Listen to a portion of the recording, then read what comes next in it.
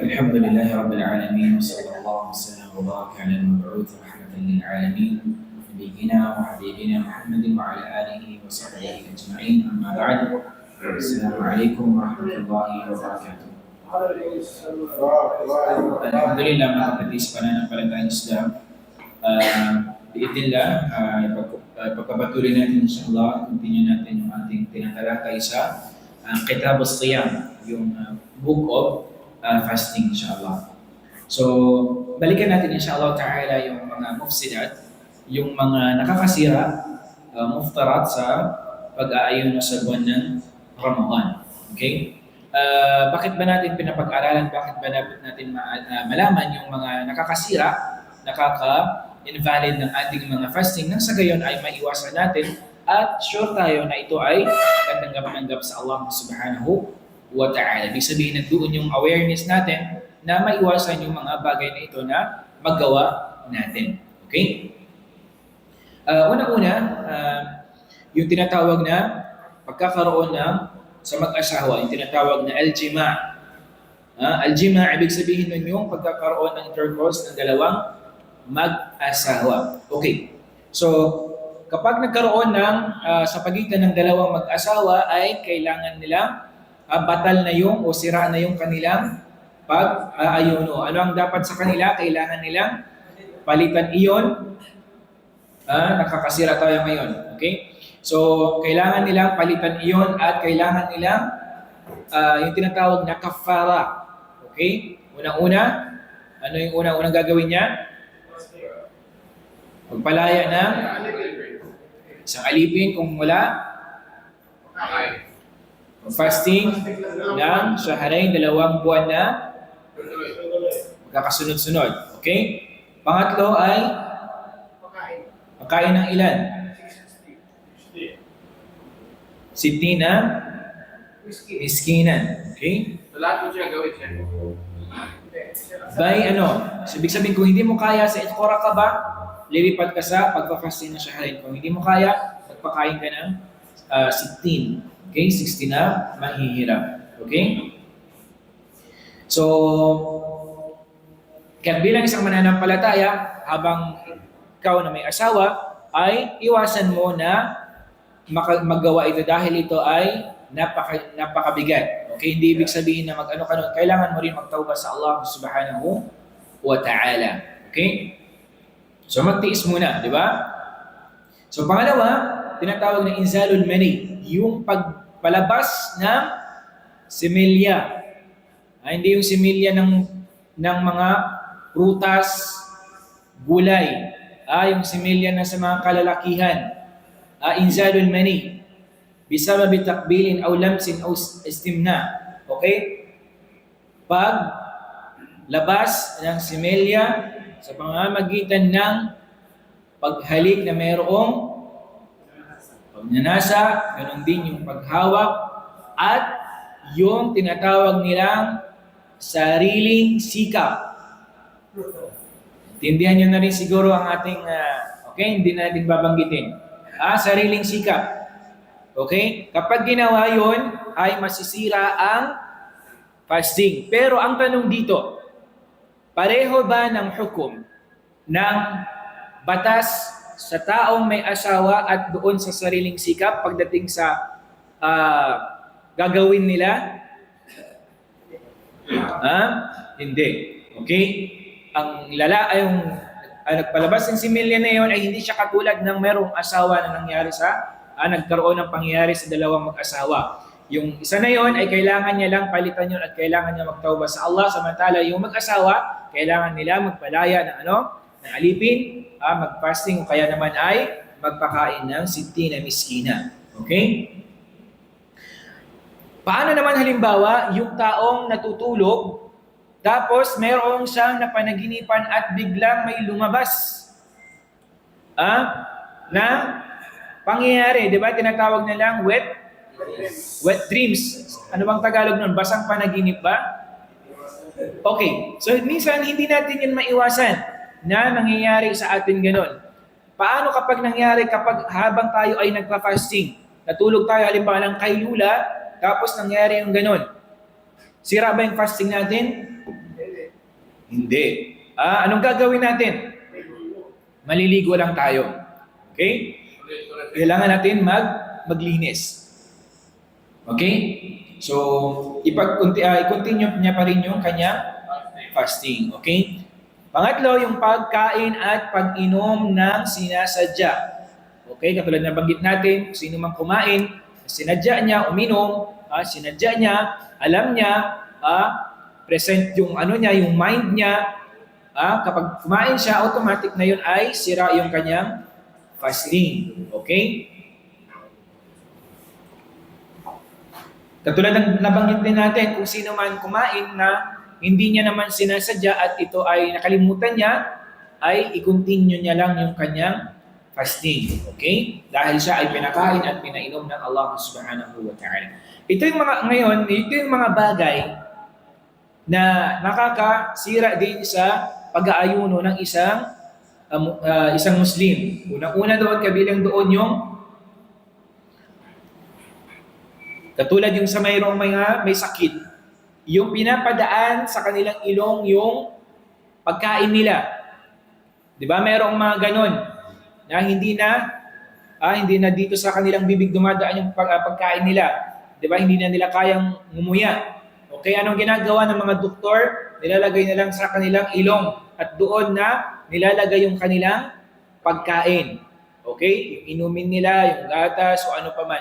So yun ay nakakasira sa pagka-fasting. Ganon din. Yung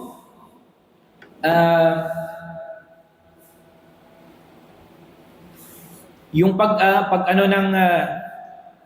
pagturok. Okay? Alam niyo yung injection? Okay? Kung injection na yun, halimbawa, nagsiserve siya as food, ibig sabihin, kung ang isang tao, isang Muslim, nagpaturok siya, at yung pagturok na yun, yung tinurok sa kanya magsiserve as food niya, ibig sabihin, magdadagdag ng kanyang lakas, yun ay kabilang sa makakasira sa pagpa-fasting. Okay? Kaya kailangan nating iwasan. Pero kung halimbawa, yung injection na yon hindi naman siya nagsiserve as food. Halimbawa, meron ka lang ganitong sakit, kailangan ng turukan, gamot, okay, hindi naman siya food. Halimbawa, ay inshallah ta'ala ay walang problema dun. Pero, ang aula, ang dapat ay iwasan niya nang sa gayon ay mapangalagaan niya at masecure niya yung kanyang fasting ay tama. Okay? Gayon din, pang-apat, kabilang din doon mga kapatid sa pananampalatayang Islam, yung paglabas ng dugo sa ating katawan. Sa anong paraan? Katulad na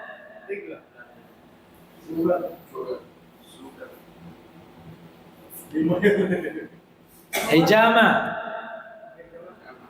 Hijama. Alam niyo yung hijama, yung cuppings. Yung cupping, di ba? Yung sa likod minsan, di ba? Kinukuha doon sa may cup na yun yung dugo. So yun ay nakakasira.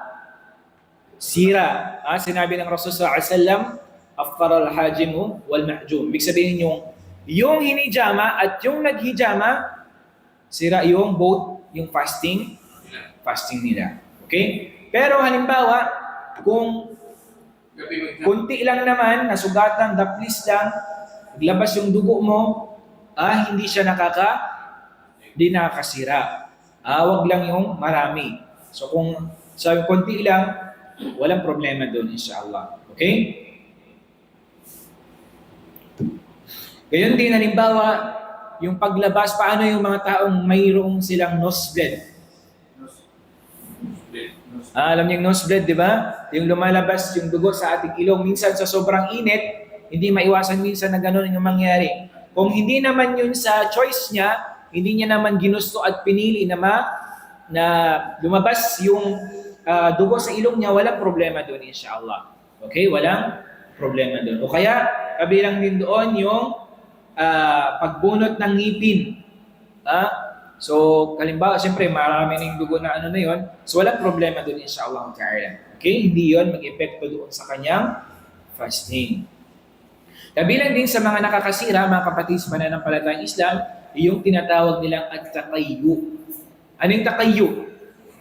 Yung pagsuka. Yung pagsuka. Pero,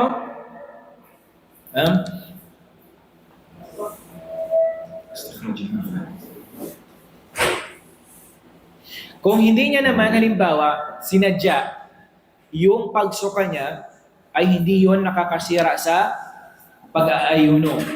Okay? Kung hindi mo sinadya. Pero kung sinadya mo, tinusok mo yung lalamunan mo dito, tinusok mo, sabi mo, para mabatal na ako, para masira na yung fasting ko, hindi yun pwede. Pero kung minsan nakakaamoy tayo ng hindi natin gusto, masama yung pakiramdam natin, talagang minsan nangyayari yung ganun na nasusukan na lang tayo bigla. Okay, so yun, inshallah, ay hindi yun makaka-apekto sa ating fasting, inshallah. Gayun din, ilan sa mga paalaala na dapat iwasan ng isang Muslim para nang sa gayon mapangalagaan niya yung kanyang pag-aayuno, kabilang doon yung paglagay ng, alam niyo yung nilalagay sa mata? Ay mo? So iwasan din yun, na maglagay. Pero yung para sa mga mayroong hika, yung spring na nilalagay dito, nebulizer, okay? So walang problema yon, inshallah. Okay? Kabilang din doon sa paalaala, huwag tayong masyadong yung sobrang magmumog at magsinghot ng tubig. Hindi ibig sabihin na pwede tayong mamumog ka na lang ng magmumog. Kada minuto magmumog. Hindi pwedeng mubalaga doon. Kasi sabi mo, okay naman magmumog eh. So, walang problema doon. Huwag lang yung masyado. Sobra-sobra. Okay? So, ang paggamit din ng walang problema sa paggamit ng toothpaste. Huwag lang yung sobrang dami. Yung sakto lang. Mas mainam kung meron kang siwak, yun ang gamitin mo. Dahil yun ay sunnah, di ba? Mustahab. Ay sunnah muakkada. Yun ay kaaya-aya sa Rasul sallallahu alaihi wasallam sa Allah subhanahu wa ta'ala.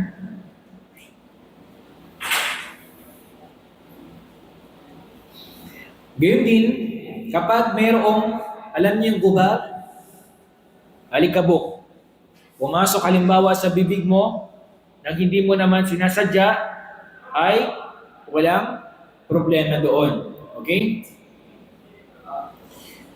At nararapat sa isang nag-aayuno, ay iwasan niya na magsinungaling, manlibak, magmura, at iba pa. Okay? Kapag mayroon tayong kapatid, halimbawa, or non-Muslim na pinagsabihan tayo ng masama, kay minora tayo, anong sasabihin natin? Inni sa imun. Ako ay fasting.